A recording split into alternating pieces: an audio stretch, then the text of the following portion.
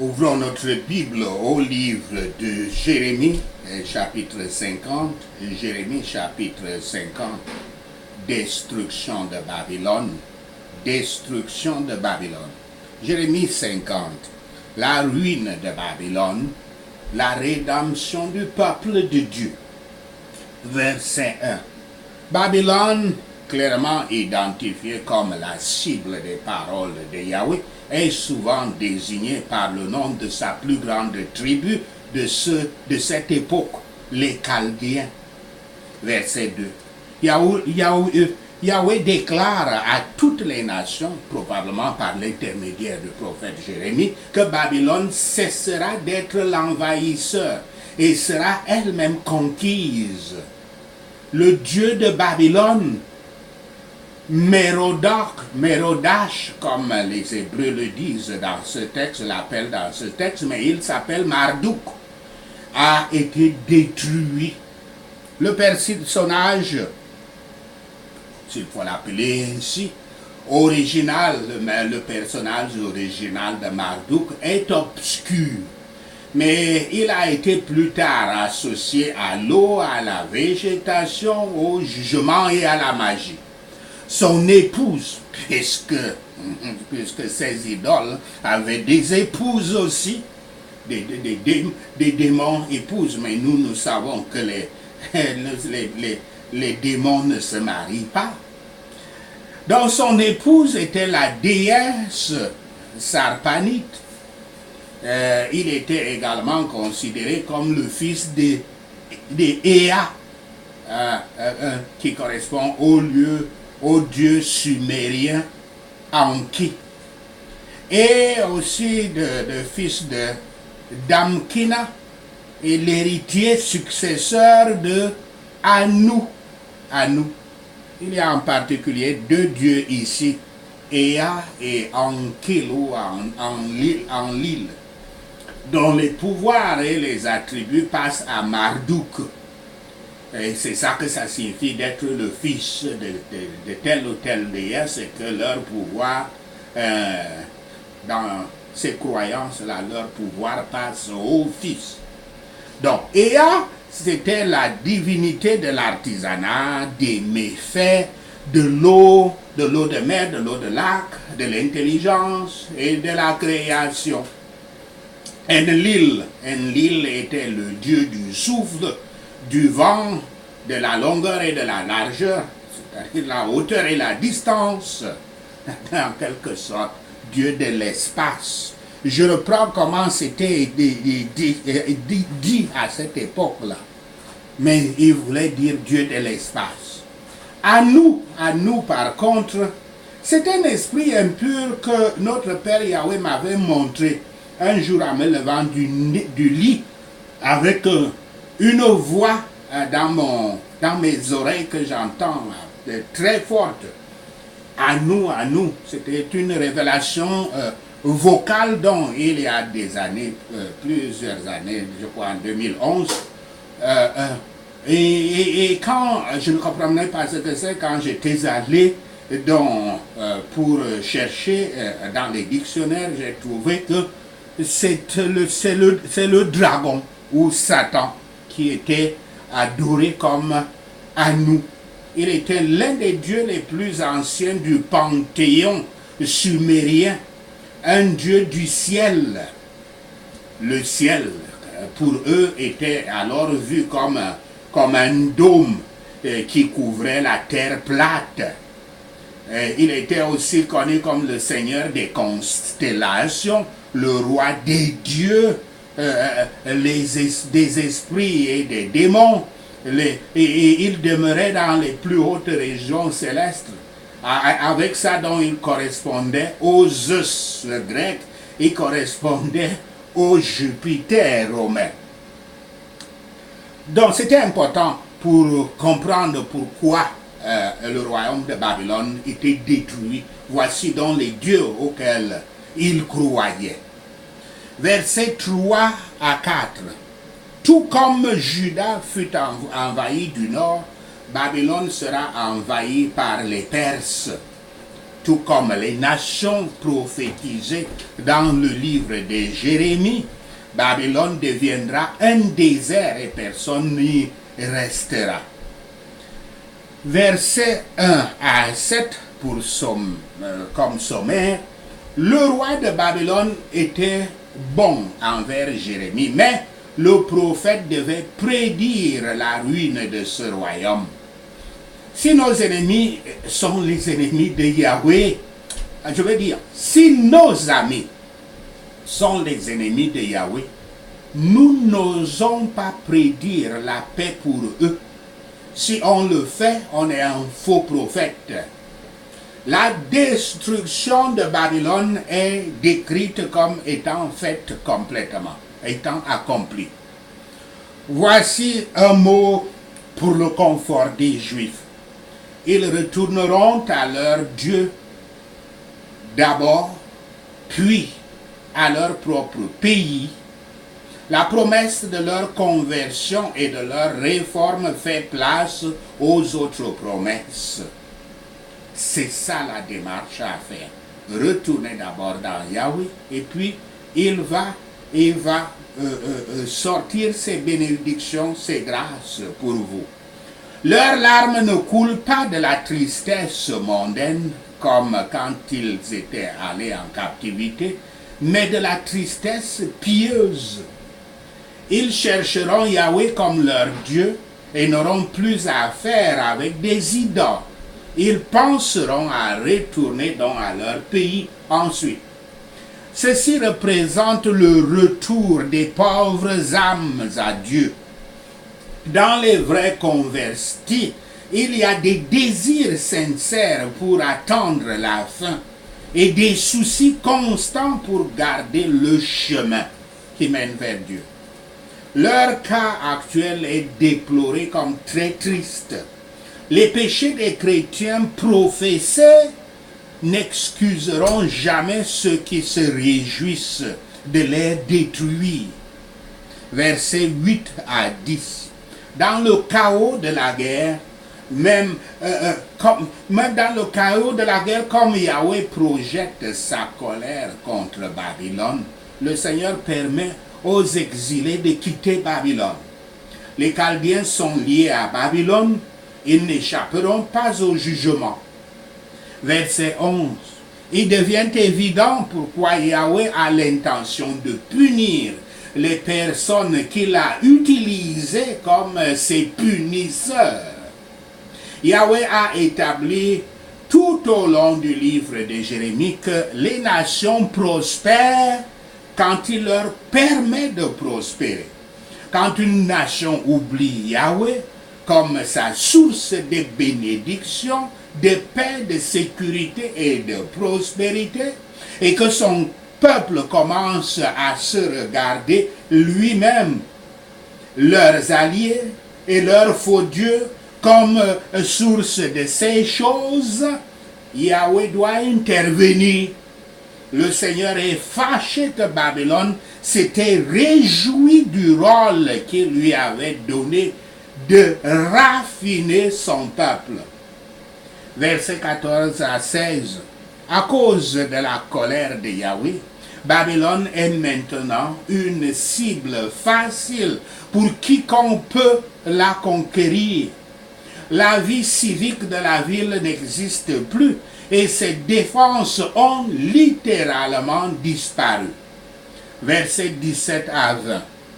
Retournant son attention sur son peuple, qu'il nomme maintenant les moutons, Yahweh rappelle à l'auditeur que son troupeau avait déjà été conquis.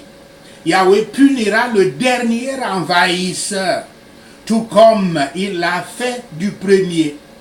Comme cela arrive, Israël et Juda peuvent se reposer facilement. Le nettoyage que Yahweh voulait pour eux a eu lieu et il pardonne à ceux qui ont survécu. Versets 8 à 20. La désolation qui doit être apportée sur Babylone est présentée dans une variété d'expressions. La cause de cette destruction est la colère de l'Éternel. Babylone sera entièrement désolée, car elle a péché contre Yahweh. Le péché fait des gens une marque pour les flèches des jugements, les flèches de jugement de Yahweh. La miséricorde promise à l'Israël de Dieu ne doit pas seulement accompagner, mais naître de la destruction de Babylone. Ces brebis seront recueillies dans les déserts et remises dans un bon pâturage. Tous ceux qui reviennent à Yahweh et à leur devoir trouveront une satisfaction de l'âme en le faisant. Les délivrances hors de l'ennui sont des conforts en effet, quand ils sont des fruits du pardon du péché. Verset 21. Yahweh utilise deux noms sarcastiques pour les régions de Babylone.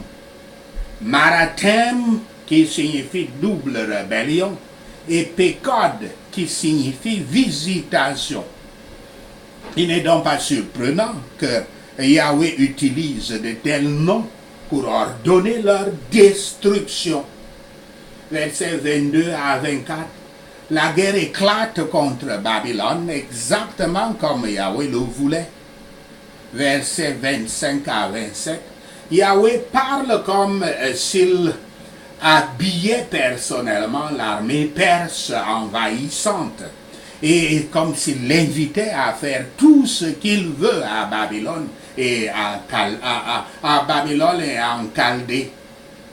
Verset 28. Les conséquences de la guerre sont venues à Babylone. Ses propres citoyens sont maintenant des réfugiés et des fugitifs. Ça, c'est la justice de Yahweh. Versets 29 à 32. Ces versets réitèrent ce que Yahweh permet d'arriver à Babylone. Il est maintenant temps de conquérir cette nation qui a été si destructrice pour tant de gens. Les armées envahissantes réussiront et le peuple de Babylone souffrira. Cette justice sévère est surtout due à l'arrogance avec laquelle Babylone conduit ses affaires. Versets 21 à 32. Les forces sont rassemblées et habilitées à détruire Babylone. Qu'ils fassent ce que Yahweh exige et ils accompliront ce qu'il menace. L'orgueil des cœurs des hommes met Yahweh contre eux et les fait mûrir pour la ruine. L'orgueil de Babylone doit être sa ruine. Elle a été orgueilleuse contre le Saint d'Israël, qui peut garder ce que Yahweh rejette. Versets 34 à 35. Yahweh rappelle à l'auditeur son travail au nom de son peuple. Yahweh doit accomplir un travail sur son peuple. Et il le fait à travers les armées de Babylone. Mais ces soldats eux-mêmes sont également soumis à la volonté et au travail de Yahweh. Versets 35 à 38. Yahweh affirme, comme il a déjà fait, la destruction qui frappera les Chaldéens et les Babyloniens. Mais cette fois-ci, il précise qui souffrira. Et qui souffrira? Les habitants, les princes, les fonctionnaires, les sages, les prophètes, les guerriers, les chevaux, les chars et les étrangers. La sécheresse viendra aussi. Cette punition vient à cause de l'amour de Babylone pour les idoles, ce dont j'ai parlé. Versets 39 à 40. À la suite de la destruction, seuls les animaux de récupération resteront là où Babylone était, habiteront là où Babylone était. Verset 44. L'image que Yahweh utilise pour décrire sa colère dans Jérémie 49, verset 19, c'est-à-dire un lion, réapparaît ici. Verset 45 à 46, Yahweh a parlé. Le peuple de Babylone sera détruit et ceux qui survivront deviendront captifs. Le monde entier verra l'humiliation et la souffrance de la nation qui a été si puissante pendant si longtemps. Verset 34, de 33 à 46, c'est un réconfort pour Israël. C'est un réconfort pour Israël dans la détresse que, bien qu'il soit faible, son Rédempteur est fort. Ceci peut être appliqué aux croyants qui se plaignent de la domination du péché et de la corruption et de leurs propres faiblesses et de leurs multiples infirmités. Leur Rédempteur est capable de garder ce qu'ils lui ont confié et le péché ne dominera pas sur eux. Il leur donnera ce repos qui reste pour les enfants de Yahweh. Ici aussi, c'est le péché de Babylone et leur punition, sa punition. Les péchés sont l'idolâtrie et la persécution. Celui qui ne sauvera pas son peuple dans ses péchés n'acceptera jamais la méchanceté de ses ennemis ouverts. Les jugements de Yahweh pour ses péchés les déposséderont. Dans les jugements dénoncés contre Babylone, la Babylone prospère, et les miséricordes promises à Israël l'affligé, nous apprenons à choisir de souffrir l'affliction avec le peuple de Dieu, plutôt que de profiter des plaisirs du péché pour une saison. Sachez ceci, et le Seigneur Yahweh vous bénira. Prenons ces points de prière. Prions Jérémie 50. Prions. Babylone, la nation des oppresseurs, est capturée. Ces villes sont honteuses, remplies de terreur au nom de Yahshua le Messie. Les images du royaume oppresseur sont honteuses et ses idoles remplies de terreur, car une nation du nord l'attaque et détruit son pays au nom de Yahshua le Messie. Personne ne vivra jamais dans le royaume des persécuteurs. Les gens et les animaux s'enfuient au nom de Yahshua le Messie. Fuyons de Babylone et quittons le pays des terroristes, car Yahweh suscite et amène contre eux une alliance de grandes nations du nord au nom de Yahshua le Messie. Les ennemis prennent leur position contre le royaume terroriste. Et du nord, il est capturé au nom de Yahshua le Messie. Les flèches de ses ennemis sont comme des guerriers habiles qui ne reviennent pas les mains vides au nom de Yahshua le Messie. Ainsi la nation terroriste est pillée. Tous ceux qui la pillent font leur plein au nom de Yahshua le Messie. À cause de la colère de Yahweh, Babylone n'est plus habitée complètement. Elle a été enterrée dans l'histoire au nom de Yahshua le Messie. Prenez vos positions autour de la nation terroriste, vous tous qui tirez à l'arc au nom de Yahshua le Messie. Guerriers du nord, tirez sur lui, n'épargnez pas de flèches, car il a péché contre Yahweh au nom de Yahshua le Messie. Criez contre lui de tous côtés, il abandonne, ses tours tombent, ses murs sont démolis au nom de Yahshua le Messie. Les guerriers du nord, puisque c'est la vengeance de Yahweh, se vengent sur lui. Faites de lui comme il a fait aux autres au nom de Yahshua le Messie. À cause de l'épée de l'oppresseur, que chaque captif de Babylone retourne à son propre peuple, que chacun s'enfuit dans son pays au nom de Yahshua le Messie. Les guerriers du nord attaquent le pays de la double rébellion. Poursuivez, tuez et détruisez complètement par l'épée de Yahweh au nom de Yahshua le Messie. Je ferai tout ce que Yahweh me commande contre Babylone, la nation terroriste, au nom de Yahshua le Messie. Guerriers du Nord, remplissez la terre des terroristes avec le bruit de la bataille, le bruit d'une grande destruction, au nom de Yahshua le Messie. Brisez et écartez-les avec le marteau de toute la terre. Le briser et écarter est le marteau de toute la terre, Babylone. Désolé, Babylone est la nation barbare parmi les nations, au nom de Yahshua le Messie. Yahweh vous tend un piège, nation de l'oppression, et vous êtes pris avant que vous ne le sachiez, au nom de Yahshua le Messie. Tu es une terreur parmi les nations, toi Babylone. Tu es retrouvé et tu as été capturé parce que tu t'es opposé à Yahweh, au nom de Yahshua le Messie. Seigneur Yahweh, ouvre ton arsenal et fais sortir les armes de ta colère, car tu as du travail à faire au pays des terroristes, au nom de Yahshua le Messie.